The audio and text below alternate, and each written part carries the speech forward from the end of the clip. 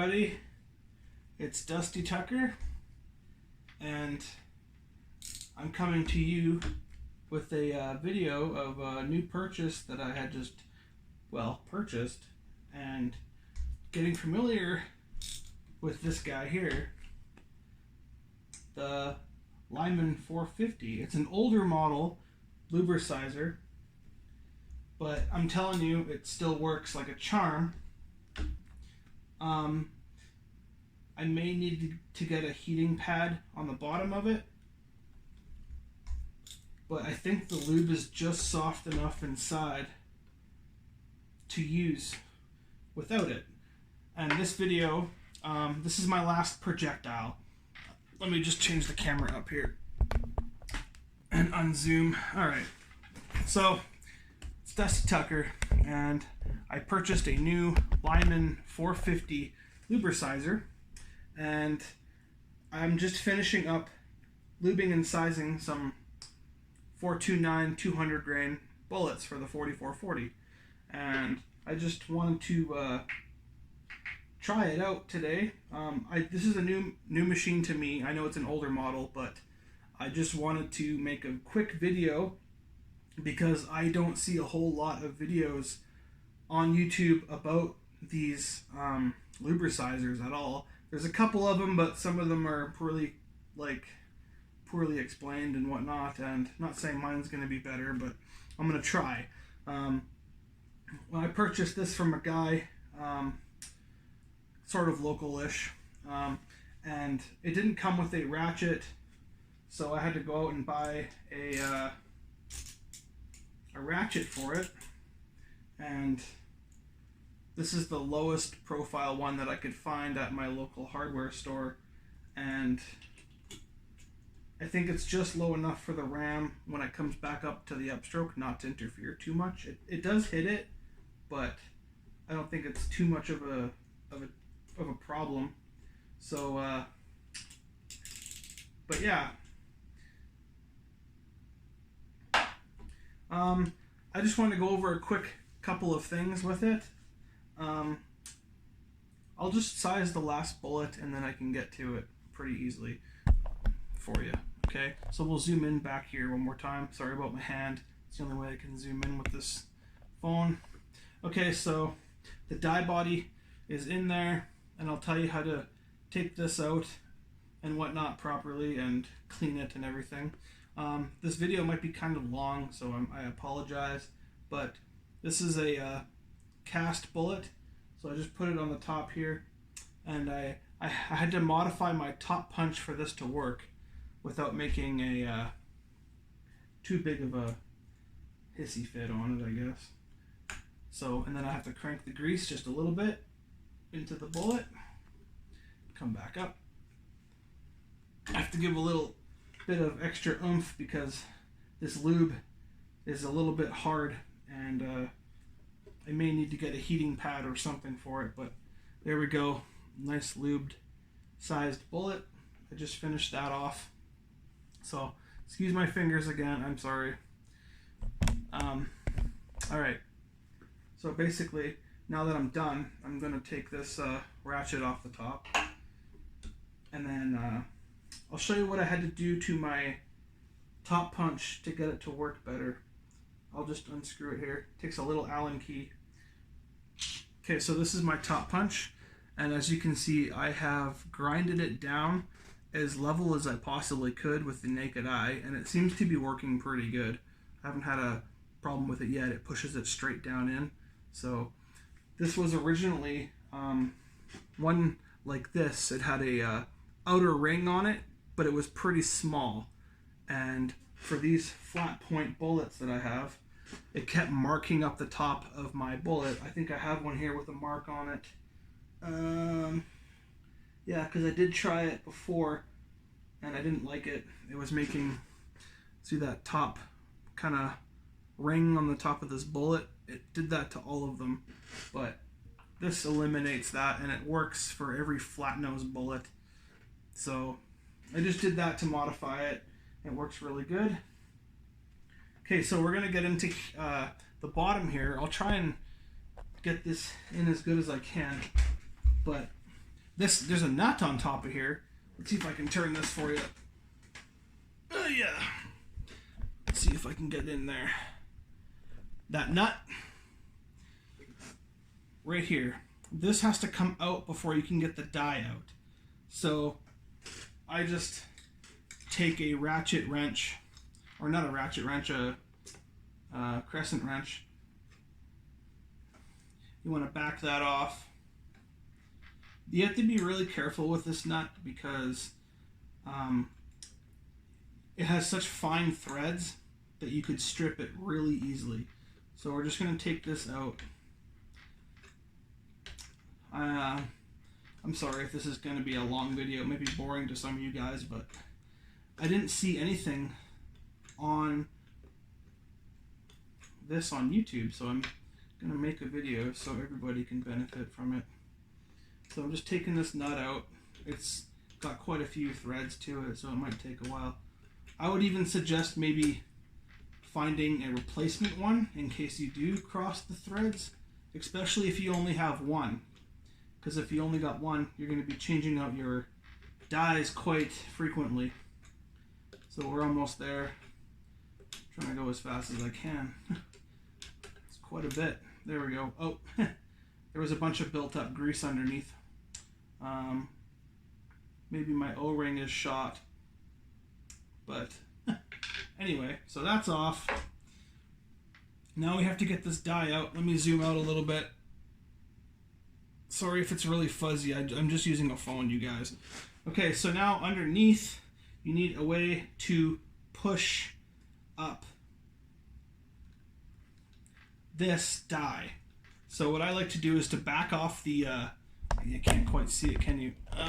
There's a little nut here. You want to back it off enough to fit, say, a 9mm casing underneath of it. Once you got it backed off enough to do that, go ahead and put the 9mm casing upside down so the flat part is going up. And then come up. Try to come up with it like that. See how it's pushing the die body out? Sorry about this view. I'm kind of... I don't have enough money for a good camera, so I'm just going to keep pushing it up. See, there we go. There's the die body. We'll just pull this out with a little bit of manipulation. Yeah, see how the grease pushed up through the side there? I think because the O-rings are kind of shot on this die. So you might have to go to a hardware store or a bearing store and get them replaced. So give me 1 sec here and I'll get my camera thing fixed. Alright, so now we're over here and we got proper lighting and whatnot. So you can see that all the lube kind of got pushed up through the side of the die, and you can't really tell why at this point, but what I'm going to do is take a Tupperware container with some mineral spirits in it, and I'm just going to dump this entire thing in there and let it soak. I'm actually going to pour a little bit more. I'm just using mineral spirits like paint thinner.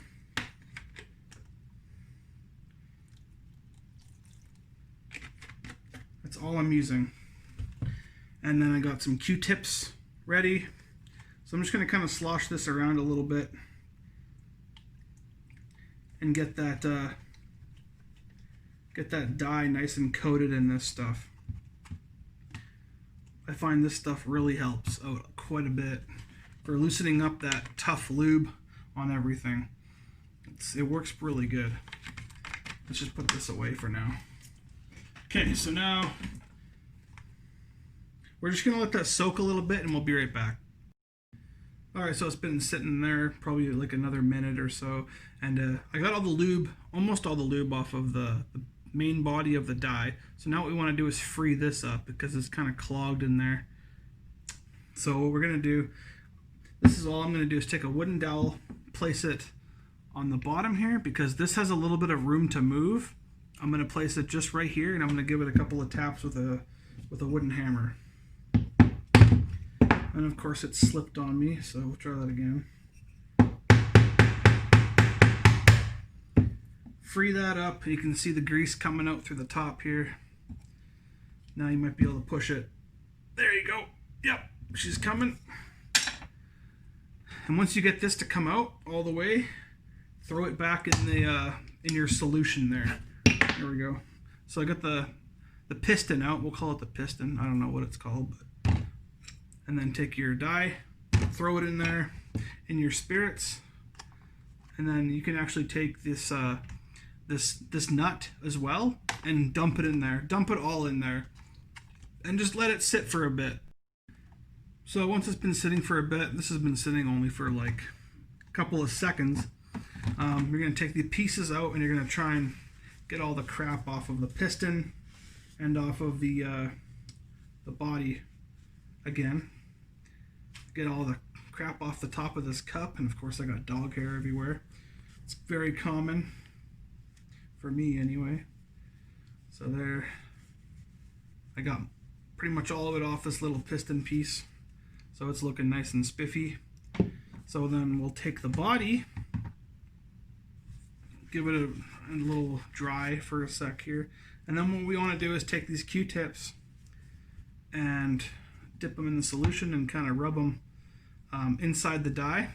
I know this might look funny to some of you guys, but come on now, we're all adults. We're just going to go inside the dye here with the solution, with the Q-tip, and just kind of working at it on the inside. You know it's working when you see the Q-tip start to turn color a little bit. Okay, now that's in there.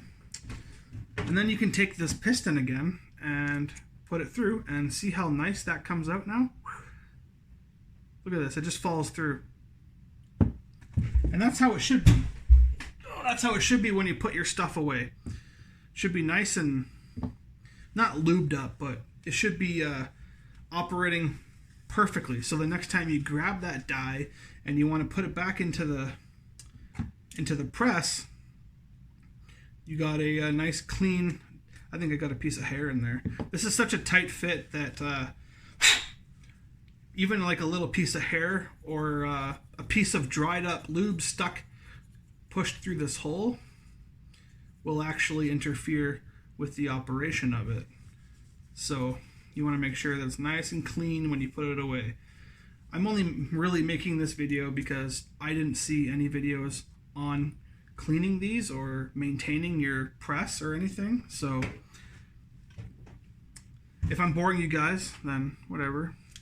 But yeah, now that this thing runs through there nice and,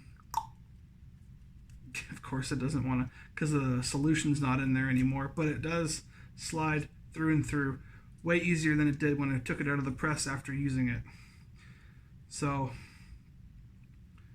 now this can be dried and put back into its container. That way you don't lose the little piston thing. So now you can put that away, and then take your ring, it's been soaking in there for a little bit, and then try to get those threads nice and cleaned out from all the lube. This one was pretty dirty. There's lots of built up lube and whatnot on the outsides of these threads. You want to make sure that it's nice and clean. Get as much of that off as you possibly can. Ooh, I actually got it all out. That's what it should look like when you put it away. Nice and clean, no lube in there. I'd actually suggest buying another one of these. I'm probably going to do it eventually, but I just don't know where to find them. I'm sure you can find them if you were to Google it. I haven't even done that yet. But I would suggest getting another one in case you do cross-thread it and strip the threads. Anyway, so now we're going to come back over to the press.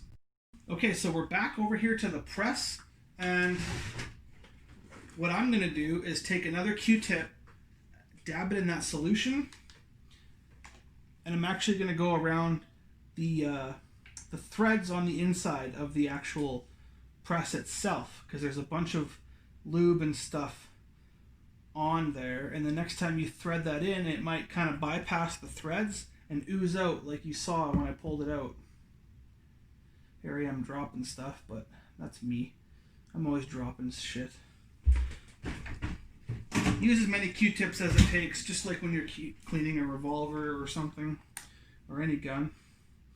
Just trying to get in those threads. Another thing that works really good is if you have a heat gun or a hair dryer.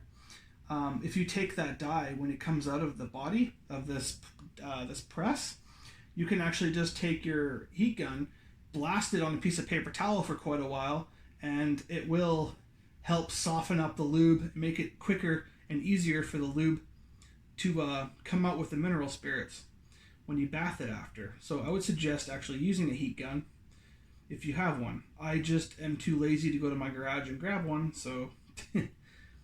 But yeah, now that we got the threads nice and cleaned up enough here, just make sure that it's going to go back on properly. So just sit it.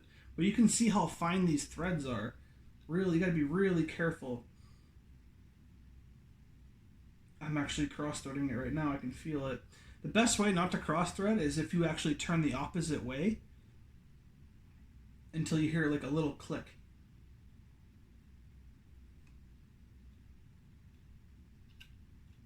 It's kind of hard to do, but you'll hear that click. Yeah. But anyways, that click is the threads lining up in the starting position right there. Now I know it's going to spin on properly. I don't know if you heard that or not, but I sure felt it. Now it's going to go on nice and smooth. But yeah. So I can show you guys how to install a new dye if you like. I can take a different one. Let's say you were doing, let's say you want to do some 459 for some 4570. See how nice that is? I like to make sure that they come out like that every time. After I use it, you got to keep them clean. Okay, so what I would do in this situation is, because this thing is sliding around like way too easy, make sure that your bottom here is raised up enough where it's not going to fall on the floor when you put your dye body in. So I'm going to put my dye into the press, and it might take some manipulation. Again, you can heat. If you don't have a heat pad for it, you could just take a blow dryer or a heat gun to the bottom here to soften that up so it'll go in easier. But once again, it's in the garage, so you can actually use this to push down enough. And then if that's not enough, you can actually take that same 9mm casing, but mine's on the floor. Excuse my head. You can turn it sideways on the top of the dye body. There's a lot of crap on it right now. And just push down like this, and then it'll push the dye body back. It'll kind of assist it. And then once it's down all the way, then you take this lock ring and do what I was doing before. Now, this is the part you're going to wish you had actually cleaned it, because it is really hard to get this on here if it's not clean. And then you would just, I'm not going to install it fully, but you would just screw this on all the way, and then use your, use those, whatever tool you have, and just crank it on. You don't want to over tighten it. Go full tight maybe, and then back off a quarter turn or a small amount. And then again, to get the dye body out, you would just do the same thing with the 9mm case like we did before.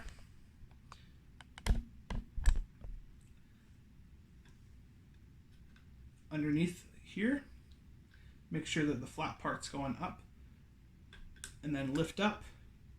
See how the piston just comes out? You kind of have to offset your piece of brass enough that you'll get the actual dye. There it comes. And then from there, you can just pull it out. But yeah, that's pretty much how you change these guys. Now, even just from coming in and out of the press, there's some lube on it, and I'm going to clean it. I'm kind of anal about that stuff. You don't have to be, but I am.